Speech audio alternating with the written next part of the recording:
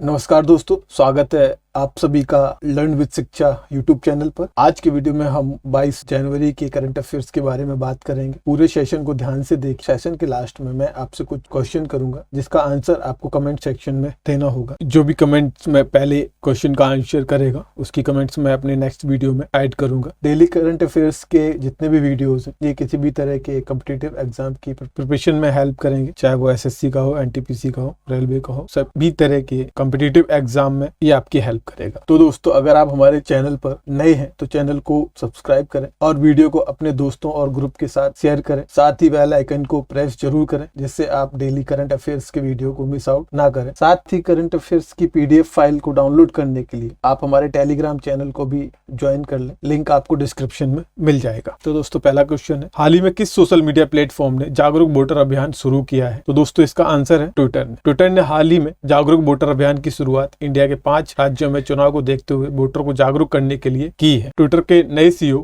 पराग अग्रवाल हैं, जो कि जैक डॉर्सी के इस्तीफे के बाद नए CEO बने हैं। इससे पहले पराग अग्रवाल कंपनी के चीफ टेक्नोलॉजी ऑफिसर थे। जैक डॉर्सी ने ही 15 मार्च 2006 में ट्विटर की स्थापना की थी और फिर 2008 तक कंपनी के CEO भी रहे थे। पराग अग्रवाल इंडियन बेस्ड ट्विटर के नए CEO हैं, जिनकी एज 37 ईयर्स की है। इनकी डेट ऑफ बर्थ 21 मई 1984 है और ये अजमेर राजस्थान के रहने वाले हैं। कुछ रिलेटिव क्वेश्चन और देख लेते हैं। राष्ट्रीय मतदाता दिवस कब मनाया जाता है? तो दोस्तों, राष्ट्रीय मतदाता दिवस प्रत्येक वर्ष 25 जनवरी को मनाया जाता है। अब इसको मनाने का पर्पज क्या है, क्यों राष्ट्रीय मतदाता दिवस मनाया जाता है? भारत जैसे बड़े लोकतंत्र देश में मतदान को लेकर कम होते रुझान को देखते हुए राष्ट्रीय मतदाता दिवस मनाया जाता है। 25 जनवरी 2021 को 11वां राष्ट्रीय मतदाता दिवस मनाया गया था, जिसकी थीम थी सभी मतदाता बने सशक्त, सतर्क, सुरक्षित और जागरूक। अगर मतदान की बात आती है तो निर्वाचन आयोग की बात भी आनी स्वाभाविक है। भारत के निर्वाचन आयोग के अध्यक्ष कौन है? भारत के निर्वाचन आयोग के अध्यक्ष सुशील चंद्रा हैं। इसके पूर्व central board of direct taxes CBDT के अध्यक्ष रह चुके हैं। भारतीय राजस्व सेवा आयकर के वो 1980 बैच के अधिकारी हैं। निर्वाचन आयोग के अध्यक्ष की नियुक्ति कौन करता है? निर्वाचन आयोग के अध्यक्ष की नियुक्ति भारत की राष्ट्रपति द्वारा की जाती है। निर्वाचन आयोग के अध्यक्ष का कार्यकाल 6 वर्ष या 65 वर्ष तक की उम्र, जो भी पहले कंप्लीट होता है। कुछ एक्स्ट्रा क्वेश्चंस जो कि एग्जामिनेशन में हेल्प कर सकते हैं। ब्रह्म समाज की स्थापना कब हुई थी? 1828 ईस्वी में। ब्रह्म समाज की स्थापना किसके द्वारा और कहाँ की गई थी? कलकत्ता में राजा राम मोहन राय द्वारा। आधुनिक भारत में हिंदू धर्म के सुधार का पहला आंदोलन कौन सा था? ब्रह्म समाज। ब्रह्म समाज का विरोधी संगठन कौन सा था जिसने सती प्रथा व अन्य सुधारों का विरोध किया था? आंसर है दोस्तों धर्म सभा। धर्म सभा के संस्थापक कौन थे? राधाकांत देव। सती प्रथा के अंत में सबसे अधिक प्रयास किसका रहा? आंसर है दोस्तों राजा राम मोहन राय। आर्य समाज की स्थापना कब हुई? 1875 ईस्वी, मुंबई में। आर्य समाज की स्थापना किसने की? स्वामी दयानंद सरस्वती ने। आर्य समाज किसके विरुद्ध है? धार्मिक अनुष्ठान व मूर्ति पूजा की। 19वीं सदी में भारतीय पुनर्जागरण का पिता किसे माना जाता है? राजा राम मोहन राय को। राजा राम मोहन राय का जन्म कहाँ हुआ था? राधानगर जिला, बर्धमान में। स्वामी दयानंद सरस्वती का मूल नाम क्या था? मूल शंकर। राजा राम मोहन राय के इंग्लैंड जाने के बाद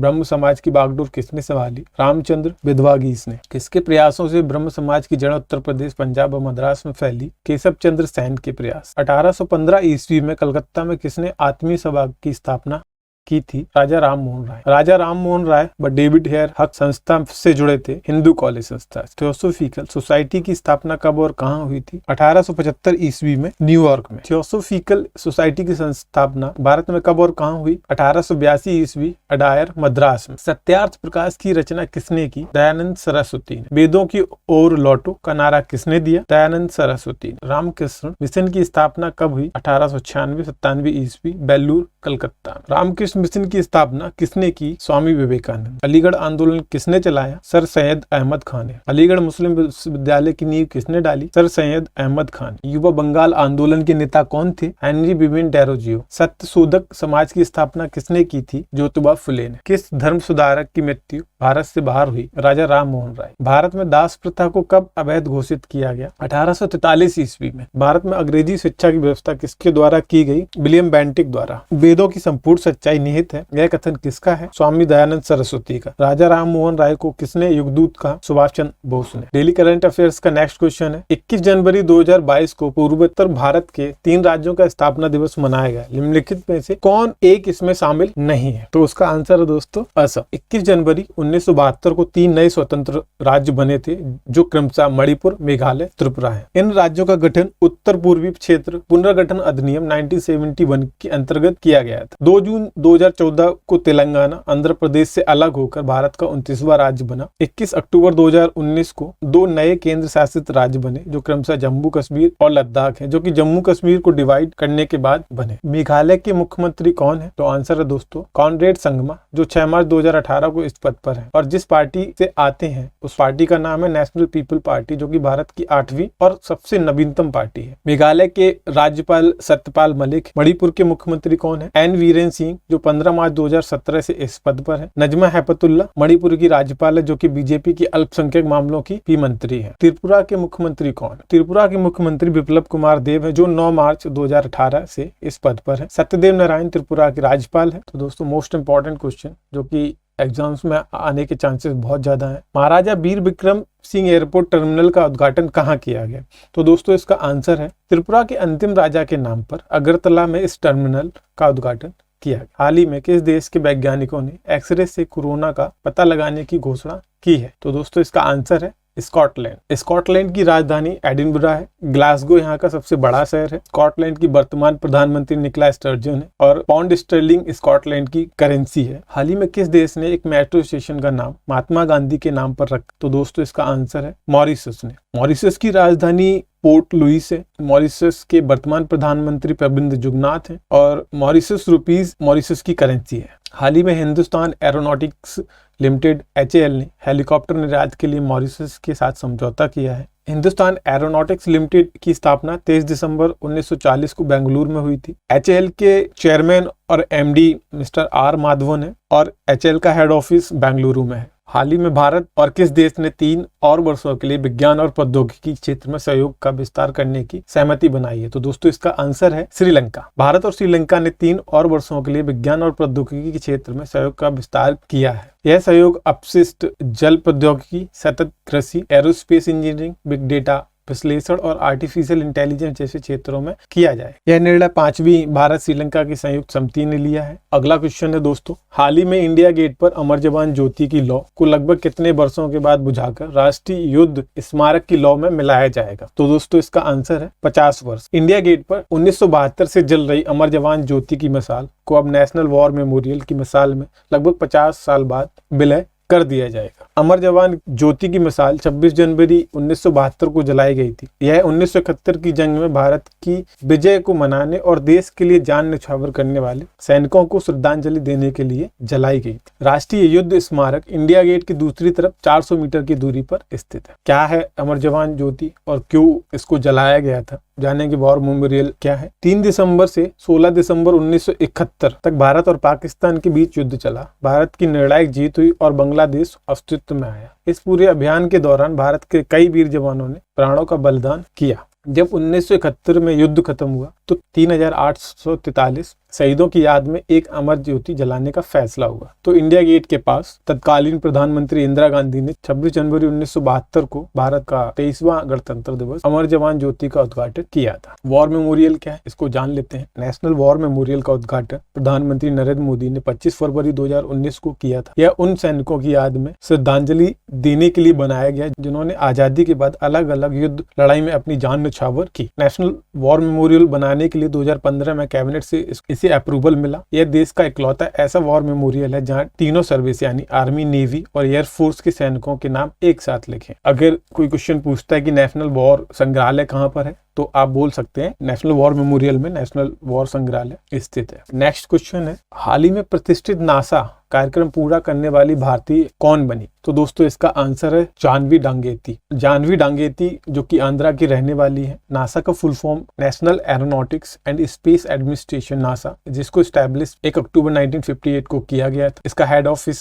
वॉशिंगटन DC में है। बिल नेल्सन इसके एडमिनिस्ट्रेटर है। हाल ही में ICC men's T20 team of the year के कप्तान कौन बने? तो दोस्तों इसका आंसर है बाबर आजम। हाल ही में इंडिया रेटिंग्स एंड रिसर्च ने वित्त वर्ष 2023 में भारत की जीडीपी वृद्धि दर कितने प्रतिशत रहने का अनुमान लगाया है? तो दोस्तों इसका आंसर है 7.6%। हाल ही में इफ्को के अध्यक्ष कौन बने? तो दोस्तों इसका answer Dilip Sanghani. Indian farmer fertiliser cooperative limited 3 नवंबर 1967 को इसकी स्थापना हुई। इसके अध्यक्ष दिलीप संघानी है। इसका हेड ऑफिस नई दिल्ली में है। दोस्तों कुछ पीएच वैल्यूज की बात कर लेते हैं, मैक्सिमम एग्जाम्स में एक क्वेश्चन आपका पीएच वैल्यू से जरूर आता है। तो जल का पीएच मान 7 होता है, दूध का पीएच 6.4 होता है, सिरके का पीएच 3 होता है, मानव रक्त का पीएच 7.4 होता है, नींबू के रस का पीएच 2.4 पीएच होता है, NaCl का पीएच मान 7 होता है। पीएच पैमाने का पता किसने लगाया? सारेंसन ने। अम्लीय घोल का पीएच 7 से कम होता है, उदासीन घोल का पीएच 7 होता है, शराब का पीएच 3.5 होता है, मानव मूत्र का पीएच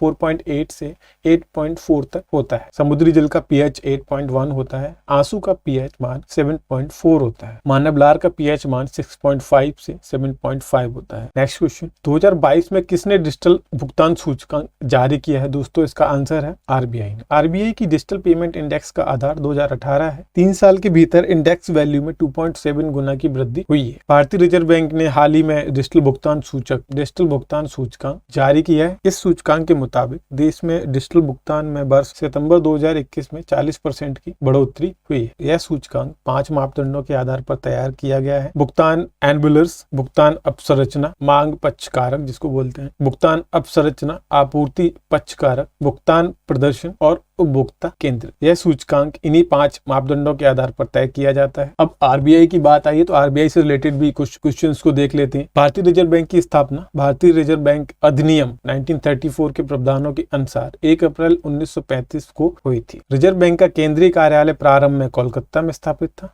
जिसे 1937 में स्थायी रूप से मुंबई में स्थानांतरित किया गया। केंद्रीय कार्यालय वह कार्यालय जहां गवर्नर बैठते हैं और जहां नीतियां निर्धारित की जाती हैं। प्रारंभ में यह निजी स्वामित्व वाला था। 1949 में राष्ट्रीयकरण के बाद इस पर भारत सरकार का पूर्ण स्वामित्व है। आरबीआई के पहले गवर्नर ओसबोर्न स्मिथ थे। वर्तमान में आरबीआई के गवर्नर शक्तिकांत दास, ये आरबीआई के 25वें नंबर के गवर्नर है। आरबीआई का क्या काम होता है? तो आरबीआई भारत में मौद्रिक स्थिरता प्राप्त करने की दृष्टि से बैंक नोटों के निर्गम को विनियमित करना तथा परिरक्षित निधि को बनाए रखना और सामान्य रूप से देश के हित में मुद्रा और ऋण प्रणाली संचालित करना, अत्यधिक जटिल अर्थव्यवस्था की चुनौती से निपटने के लिए आधुनिक मौद्रिक नीति फ्रेमवर्क रखना, वृद्धि के उद्देश्य को ध्यान में रखते हुए मूल स्थिरता बनाए रखना। बहुत ही इंपॉर्टेंट क्वेश्चन है, ये जरूर एग्जाम में आ सकता है, तो आप इसको अच्छे से देख लीजिए। मौद्रिक नीति समिति का अध्यक्ष वित्त मंत्री है या गवर्नर? तो आंसर है दोस्तों, मौद्रिक नीति समिति का अध्यक्ष गवर्नर होता है और वित्त मंत्री जीएसटी काउंसिल का अध्यक्ष होता है। तो दोस्तों इंडिया के नेशनल पार्क के बारे में भी देख लेते हैं। भारत का प्रथम राष्ट्रीय उद्यान कौन सा है? जिम कॉर्बेट राष्ट्रीय पार्क, उत्तराखंड। जिम कॉर्बेट का पुराना नाम क्या था? Heli national park. देश में सबसे अधिक राष्ट्रीय उद्यान कहाँ है? मध्य प्रदेश। भारत का सबसे बड़ा राष्ट्रीय उद्यान कौन सा है? हिम्स, जम्मू कश्मीर के